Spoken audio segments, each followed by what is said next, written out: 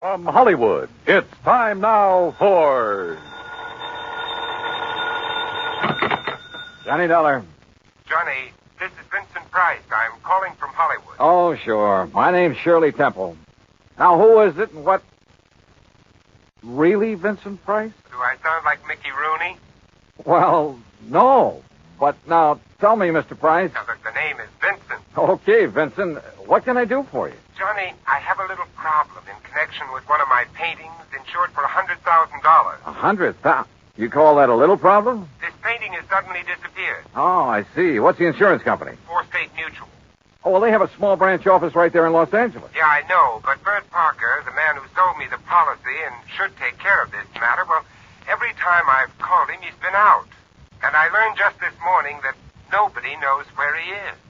Okay, Vincent, I'll grab the first plane.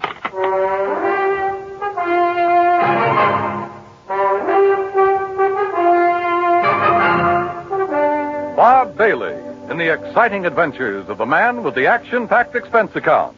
America's fabulous freelance insurance investigator. Yours truly, Johnny Dollar. And now, Act One of yours truly, Johnny Dollar.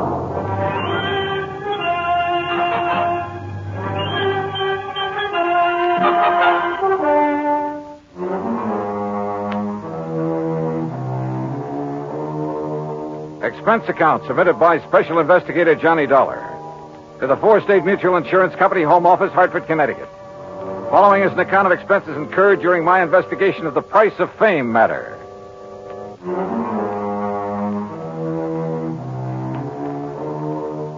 Expense account item 1, $178.50, plane fare and incidentals, Hartford to Los Angeles. By the time the big silver Constellation made its landing at the international airport, it finally dawned on me that I hadn't arranged with Vincent Price about where and how and what time I'd meet him. But as I picked up my luggage, I discovered a hungry-looking crowd of autograph hounds milling about the tall, gracious man I was looking at. Oh, sure. I'm glad to. Look, but just one at a time, will you please? I can't very well. All right, there you are. Now I have to meet a friend. Gee, just one more, please. Huh, Mr. Price? All right, if you insist. Here. Best wishes from T. Willie Rocking Horse. Huh? How are you, Johnny? Oh, great, but I didn't expect... Johnny who? You mean to say you folks don't recognize Johnny Dollar? Oh, now, wait a minute. Attaboy, Johnny. Give 'em all. I'll wait for you in my car. It's right over here at the curb. Yeah, but look, will you? Hey. Right here, Mr. Price. No, I'm nobody. Please.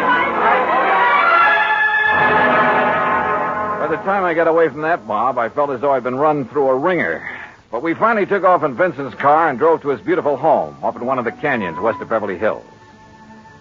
Nestled among the trees with spacious lawns and well-kept gardens, it's furnished in the most excellent taste. I'm no expert, but to say that I was impressed by the extraordinary works of art in that home would be the understatement of the week. Engravings, prints, fine sculptures, but most of all, paintings. And even to my unpracticed eye, all of them were, well, magnificent. Here's a little thing I picked up in London, Johnny. It's called The Old Man in Red by Goya. Wow.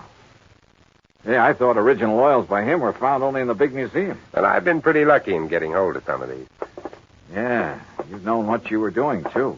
You like this one? It's called Fright. It was painted by Kenneth McManus. Uh-huh. Beautiful. Beautiful. Like all the rest of them. Thanks. How about this one here at the end? Night Wind by, I'm sorry, Vincent, I can't make out that name. You don't have this one lighted like the rest. No, that's to maintain its somber mood, Johnny. Oh. And that's what made it possible for the substitution of this copy to go undetected. That's a copy? Yeah, and that's my problem. The $100,000 Night Wind by Jean-Baptiste has been stolen. This was left in its place. Oh, I see. It's not a bad copy, probably worth a couple of $100, but it's hardly a genuine Baptiste. Well, when did you discover this substitution, Vincent? When I returned from a lecture tour early last week. Oh, that's right. You've been traveling all over the country lecturing on art. Now, let's call it talking about art, huh? Tell me, have you notified the police about this? Well, I suppose I should have. Well, I felt that was Bert Parker's job. And you haven't been able to reach him over at State Mutual? As I told you on the phone, he hasn't been in his office for some time. Vincent, have you any theories about who might have done this? Yes, I'm afraid I have. Why do you say it that way? Very few people knew I'd gotten hold of this Baptiste. Only some close friends and a couple of art experts. So? And the place was not broken into during the time I was away. Of that I'm sure. Well, go on. The family and servants kept very close track of anyone who entered the house while I was gone.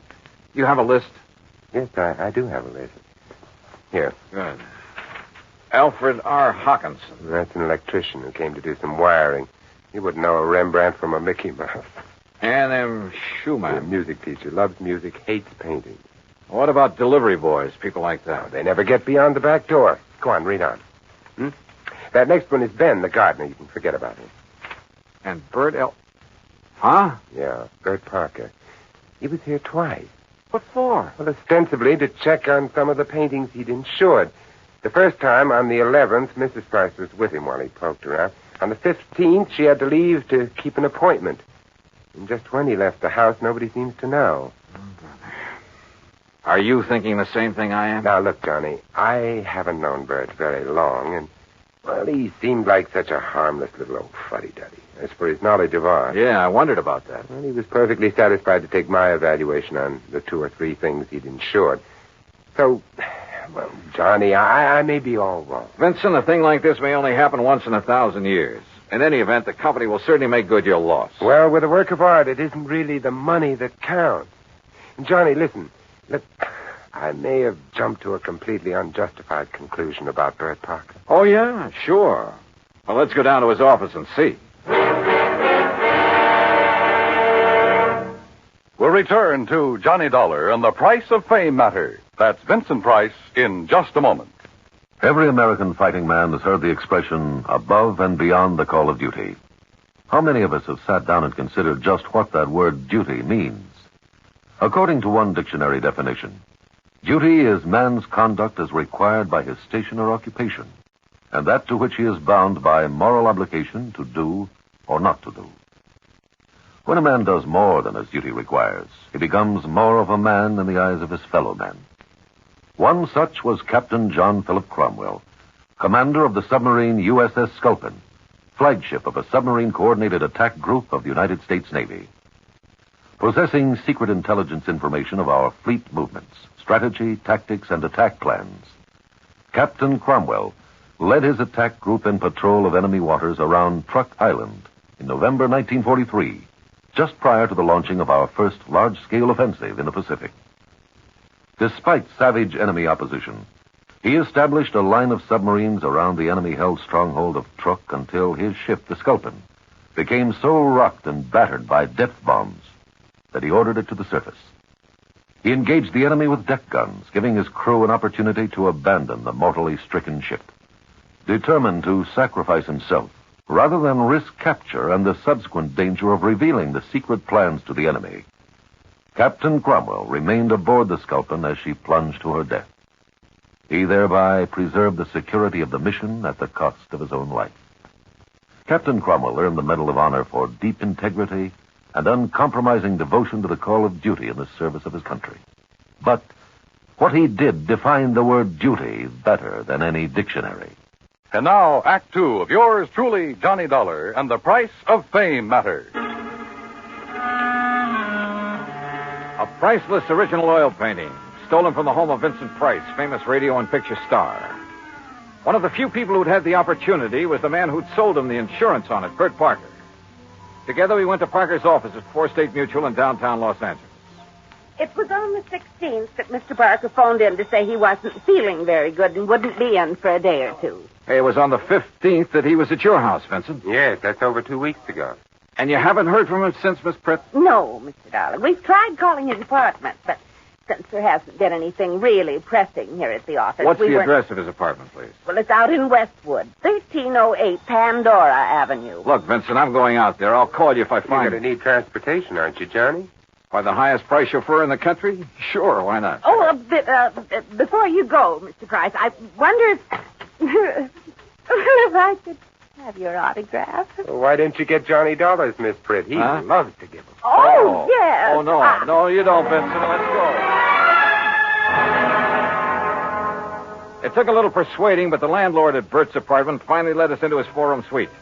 It was empty, except for a few old clothes, and it was obvious that he'd packed and left in a hurry. I rummaged around in the closets, tables, bureau, for a clue as to where he might have gone, and came up with nothing. You give up, Johnny? Yeah, Vincent, I'm afraid so. I poked around that desk some more after you'd finished with it and found this wedged in behind a drawer. Oh? Travel folder. Paris. Yeah, it looks real fresh, too. Minor Travel Agency, Beverly Hills. Well, what do you think? Pretty much of a long shot, Vincent. But they do pay off sometimes, don't they?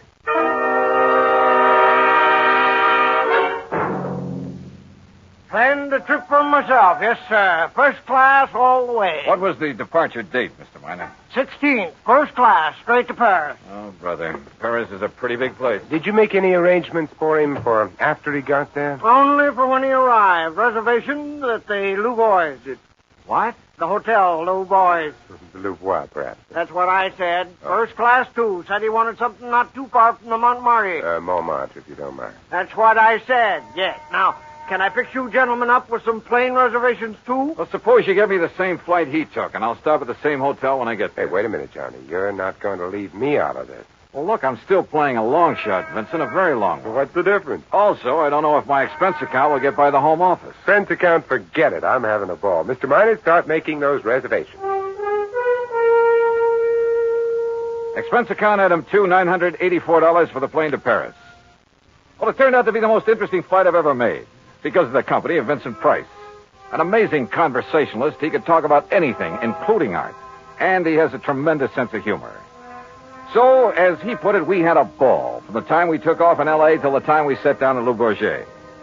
Item 3, 5:20 American, taxi into the Hotel Louvois, where the manager was, somewhat helpful. Oh, mais oui. The Monsieur Parker leave us but only 2 days ago, after some slight misunderstanding about l'addition, the deal.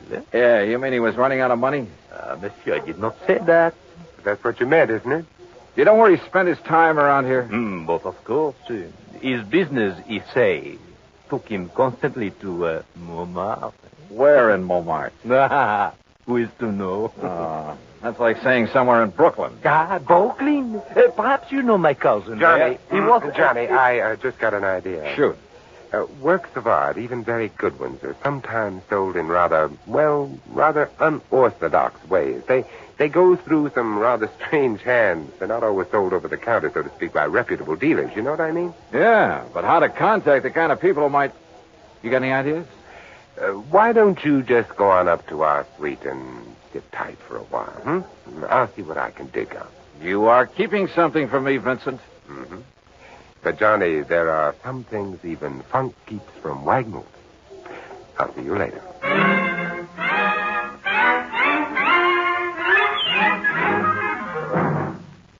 Act 3 of yours truly, Johnny Dollar, in a moment. Our flag now numbers 50 stars, and behind each star there stands yet another flag, representing one of the 50 states.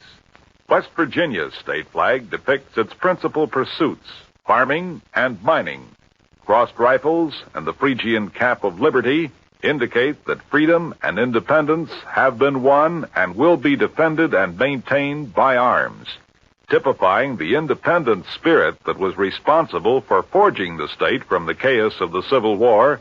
The West Virginia flag carries the motto, Montani Semper Liberi, Mountaineers, always free men. West Virginia's state flag, the flag of the 35th state to enter the Union, was adopted on May 7th, 1929. And now, Act 3 of yours truly, Johnny Dollar, and the price of fame matters. All of gay, romantic Paris just outside the door, and time on my hands. So what did I do? Took Vincent Price's advice, went back to my room at the Hotel Louvois, and waited. 2, 3, 4 hours. Finally, shortly after 8 p.m., Vincent came in bearing a couple of packages.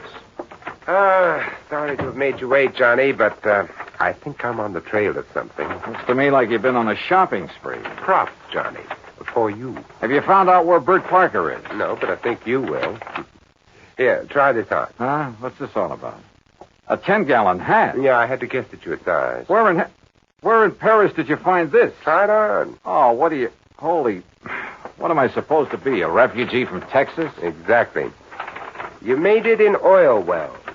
Your name is Matthew. Huh? You're over here to see the sights, all the wild nightlife you've heard about, the Folie Bergère, Rue Blondel, Place Pigalle. Here, try on this shirt. Oh, brother. Look, I don't know what this is all about, but hadn't we better get something to eat? Try it on.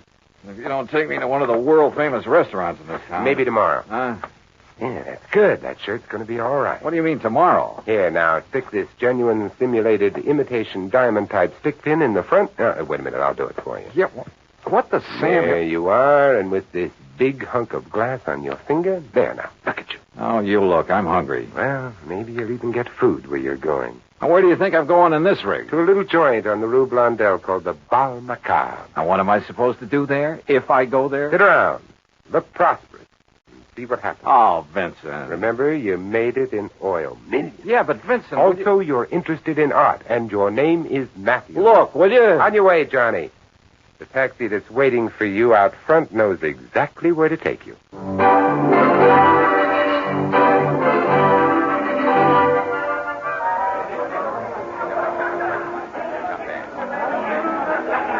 Bal Macabre was really a joint.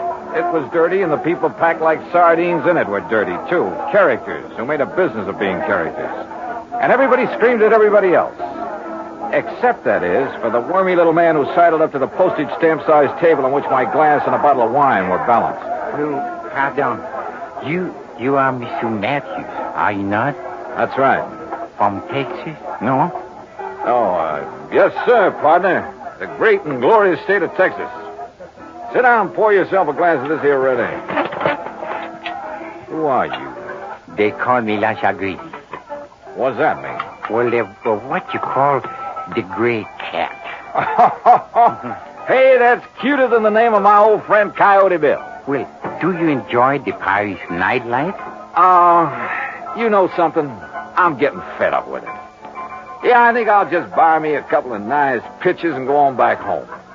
What kind of pictures, monsieur? Well, good ones. Oil pictures. Like that Mona Lisa I've seen at the Louvre. You know, good ones, I mean. Or like a Jean-Baptiste, perhaps? You mean you know where a man could get a hold of a genuine one of them? Well, for a price, of course. Well, listen, I got money and I'll spend it. Well, I offered them $500,000 for that Mona Lisa, but they turned me down. But if I could get a hold of a genuine Baptiste, well, partner, you just name the price. Oh, well, I make no promises, mon ami. But I do have a friend. And for a slight consideration... Name your price and take me to it. I will be waiting for you at the corner with the taxi. That is what you call okay? Okay. I shall be waiting. I'll be there, partner.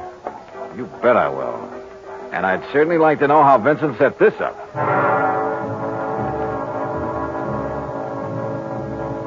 The taxi dropped us off at one of the most disreputable-looking apartments in the whole of Paris. My friend, who called himself the Gray Cat, looked carefully around before entering the front door. Then we climbed 4 flights of a dark, musty stairway. No, remember, my friend, you are not to pay the price he asked at first. If you like, I will make the arrangements for you. Now, that would be right friendly of you, partner. But how would you come out on this? Well, all I ask, monsieur, is 10% of what you pay. And maybe a little extra from him for bringing me up here? Oh, monsieur. Oh, now, don't give me that, partner. I've been around. I'm wise to how you fellas operate. But if I can get a hold of a real, genuine Baptiste... You will see.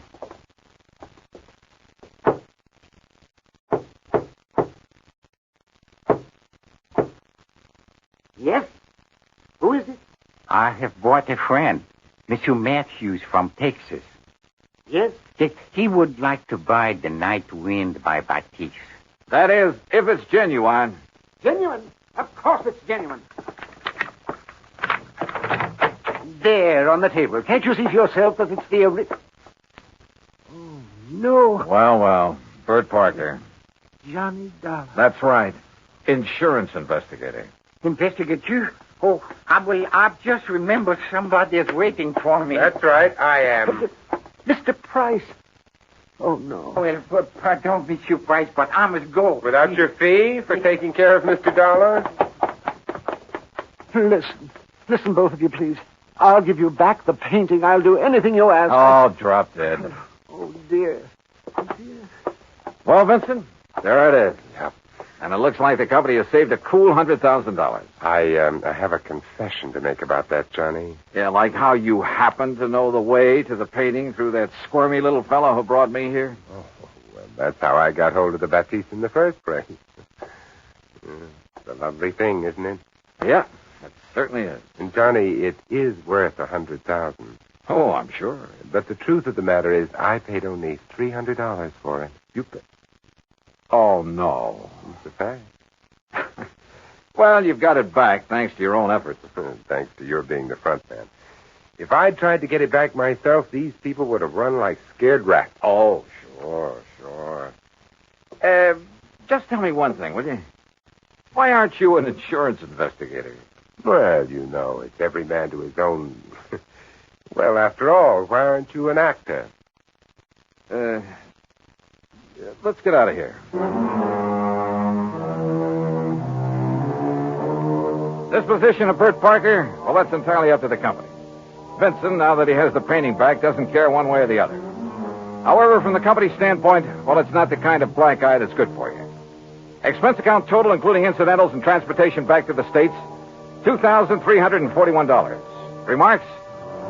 Well, to Vincent Price, my eternal thanks. Not only for the help on this case, but most of all because it's given me a chance to really know him.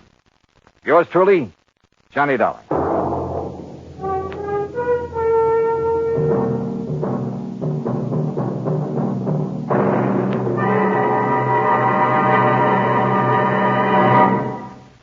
Our star will return in just a moment. Famous words of wisdom spoken by great men of thought never die, but are carried on through history by the people who feel them and love them. When Benjamin Franklin said, "They that can give up essential liberty to obtain a little temporary safety deserve neither liberty nor safety," he was speaking for all men in all countries. In May 1945, when the 1st Marine Division was making an assault on Okinawa, pharmacist's mate William D. Halliburton, Jr., serving with the Marine Rifle Company, left his place of safety during a terrific counterattack by the enemy. In spite of the deadly accuracy of the concentrated fire around him, Halliburton unhesitatingly dashed across a draw and up a hill into an open, bombarded field to render first aid to a fallen Marine. When his patient was struck a second time, Halliburton placed himself in the direct line of fire in order that he might shield his patient and continue to treat him. Though he could have sought safety until his company advanced and covered him, his first thought was for the wounded man. It was only when the slashing fury of the shrapnel and bullets mortally wounded him that Halliburton was unable to continue his duty. His unwavering code of conduct in the fight for liberty earned him his grateful country's highest award, the Medal of Honor. Now, here is our star to tell you about next week's story. Next week, the heart of sunny southern Jersey, and a case that took a very sudden, very strange twist. Join us, won't you? Yours truly, Johnny Dollar.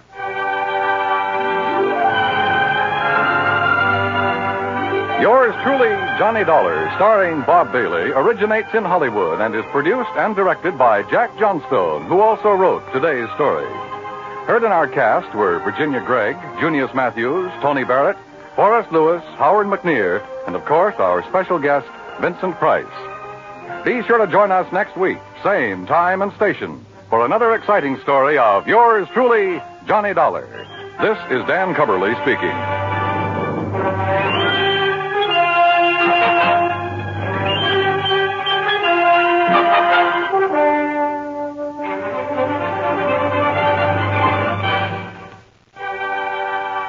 This is the United States Armed Forces Radio and Television Service.